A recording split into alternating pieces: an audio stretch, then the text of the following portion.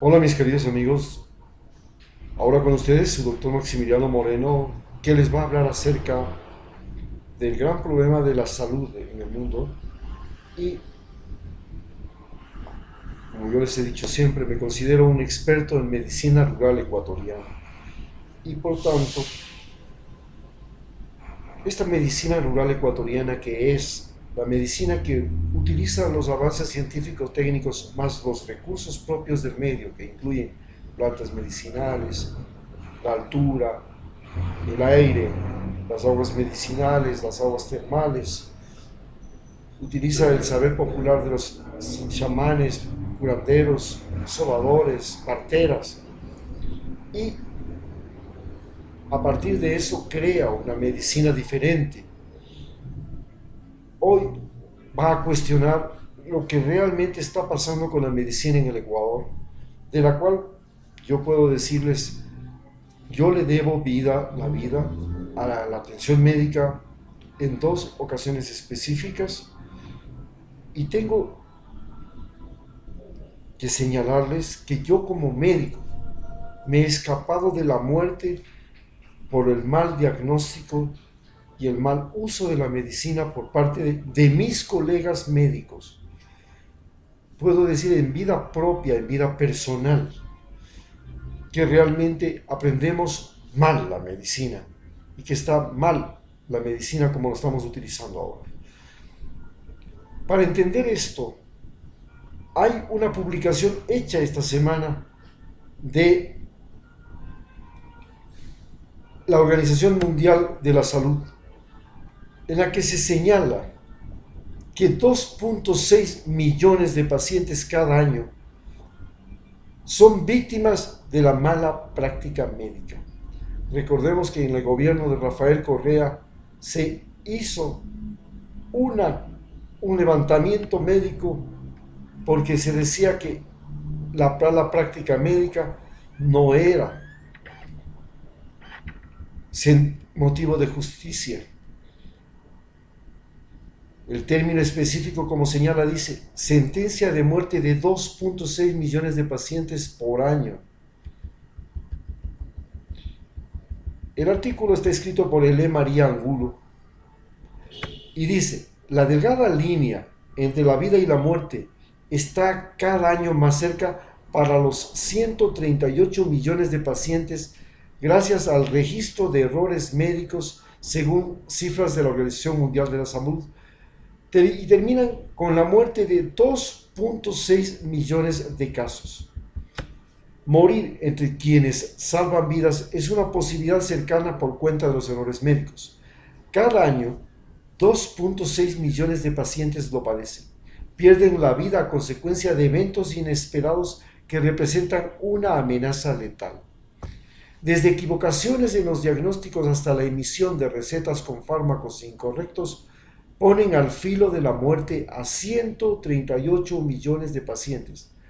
Anualmente, una cifra que enciende la alarma de la Organización Mundial de la Salud. El análisis de este flagelo, que a los ojos de algunos pareciera un simple cúmulo de casos aislados, fue justamente el foco de un reciente informe de la Organización Mundial de la Salud dedicado a seguridad sanitaria. Mediante una revisión de causas y efectos, este organismo de las Naciones Unidas, que desde 1948 gestiona las políticas mundiales de prevención, intervención y promoción de la salud, identificó el riesgo de morir por un accidente médico que es sustancialmente superior al de padecer por caída de un avión, mientras que en el primer desenlace hay la posibilidad de que cada uno de 300 casos pueda fallecer. En el segundo se da uno por cada 3 millones. Es decir, una persona por cada 3 millones de pasajeros en aviones muere. En cambio, en los seres humanos, uno por cada 300 pacientes atendidos puede morir. Para Nilan Dingra Kumar, quien coordina la gestión de seguridad para pacientes desde la Organización Mundial de la Salud, se trata de hechos que en buena parte se siguen registrando porque las actividades médicas se empeñan en ocultar las evidencias, evitando así que puedan ser tomadas medidas correctivas.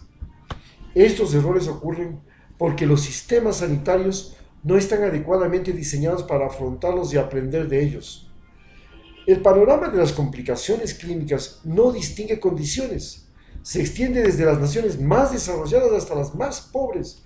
En los países con menores ingresos, precisamente, en los que habitan el 80% de la población, se notifica la mayor tasa de descensos por estos errores. Pese a ello, se estima que en potencias como Estados Unidos, 1 de cada 10 pacientes también sufre fallas en la atención médica. En Estados Unidos.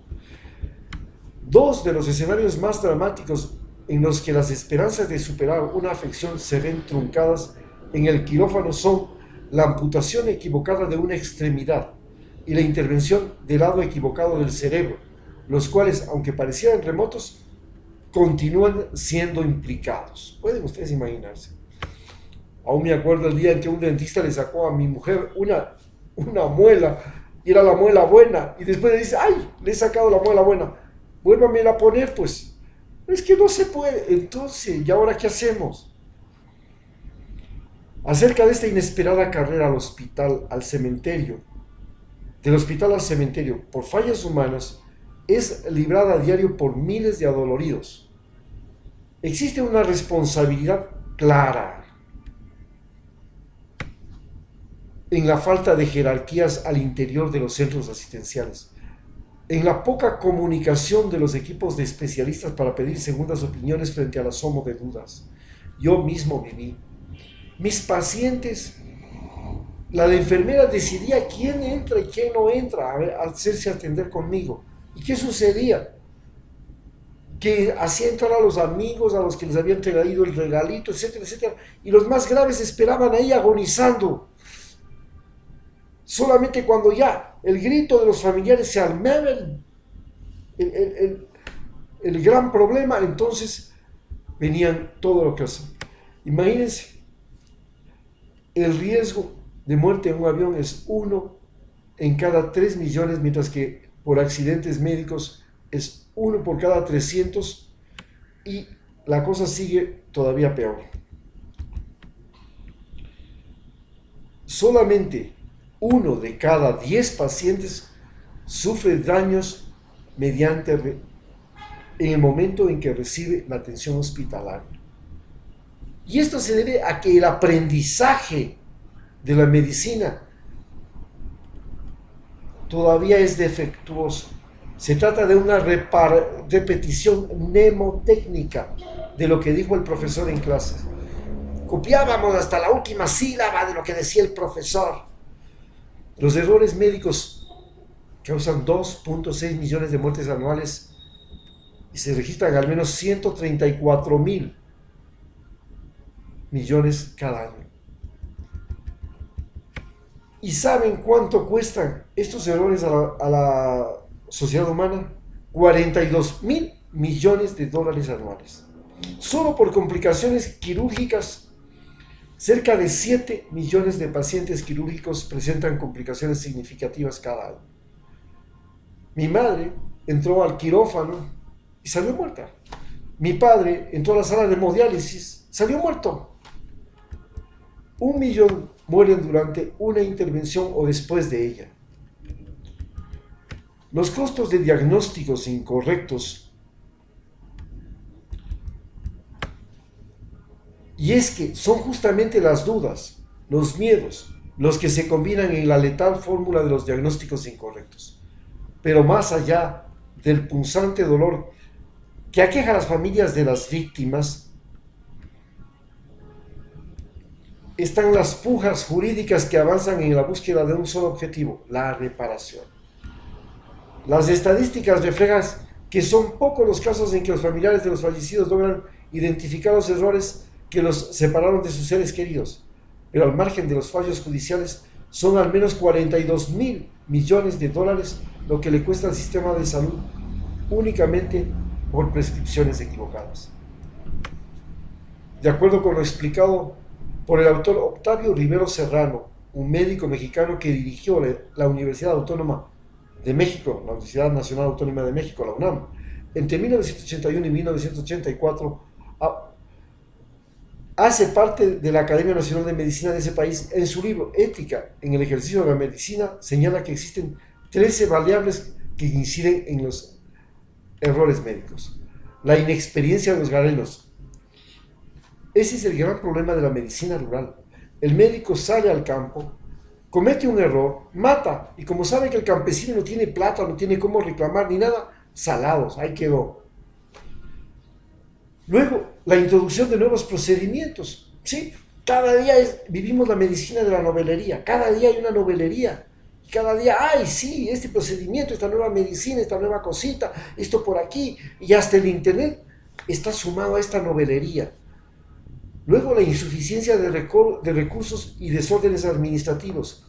Imagínense, yo recibía medicación, un lote de medicinas, y me decían, ¿sabe, doctor? Usted tiene que recetar estas medicinas, quiéralo o no quiéralo, porque si no usted paga. Y si no, tiene que devolverlas. Y cuando revisaba, ya faltaba poquito tiempo para la caducidad, primera cosa. Y segundo, como yo no sabía qué hacer, porque podía presentarse un caso de emergencia o cualquier cosa, peor era no tener la medicina y tener un muerto, me quedaba con la medicina y terminaba yo pagando las medicinas porque se habían caducado o no las había entregado como me decían. Esto, y aunque este tema es literalmente tratado con pinzas por parte de las grandes compañías aseguradoras en su lucha de poderes, hace poco, menos de 4 meses, en mayo, la Organización Mundial de la Salud designó la denominación del 17 de septiembre como Día de la Seguridad del Paciente. O sea que estamos a punto, el día de mañana, de celebrar el Día de la Seguridad del Paciente. Y por eso hacemos esta charla. Y con el fin de poner el dedo en la llaga de este problema. Sacando a flote el impacto de los diagnósticos tardíos, la mala medicación, la precariedad de la atención hospitalaria, la Organización Mundial de la Salud insiste en la prioridad de evitar a toda costa los errores que llevan a la tumba a cientos de pacientes. Esto fue escrito entre EFE, la agencia española de noticias, y Reuters. Con esto les podemos hacer a ustedes decir con certeza que nosotros, los que hemos estudiado en la Facultad de Medicina de la Universidad Central y todos los que estudian en la Facultad de Medicina de Ecuador, nos tenemos que hacer una pregunta. ¿Por qué diablos tenemos médicos desde 1569? Estamos hablando de prácticamente 450 años. Y no tenemos aquí premios Nobel de Medicina. ¿Por qué no tenemos científicos destacados en la medicina? ¿Por qué no hemos creado una escuela médica ecuatoriana? ¿Por qué no aprendemos de la medicina tradicional que nosotros tenemos?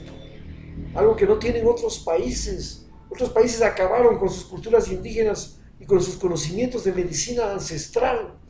Y sin embargo aquí no lo valoramos. Otros países no tienen ni plantas medicinales y nosotros sí tenemos plantas medicinales y no las valoramos. Nosotros tenemos recursos climáticos, aguas termales, la playa, el aire, el bosque, alimentos que pueden servir de nutrición y resolver los problemas de salud. ¿Por qué no los valoramos? Tuve un profesor y agradezco 1000 veces a la vida haberlo conocido y haber colaborado con él, Eduardo Estrella, que escribió un libro que se llama El Pan de América, donde publica el valor medicinal y nutricional de todos los alimentos de América, en especial del Ecuador. Y en esa investigación colaboré, haciendo toda la investigación de los alimentos que se producían en el cantón Muisne, gracias a que en el invierno de 1982 el fenómeno del Niño destruyó las carreteras y salieron de todas partes alimentos y plantas medicinales porque no teníamos ni medicinas ni alimentos. El mar se volvió la fuente más rica, todos tomábamos agua de coco, habían muchas clases de yucas, muchas clases de naranjas, muchas clases de bananos, y pude escribir eso. Hoy, que vamos a celebrar el Día de la Seguridad del Paciente, hacemos hincapié que la medicina, como se la está llevando y como yo la veo practicar en Quito, es un peligro. Muchas gracias.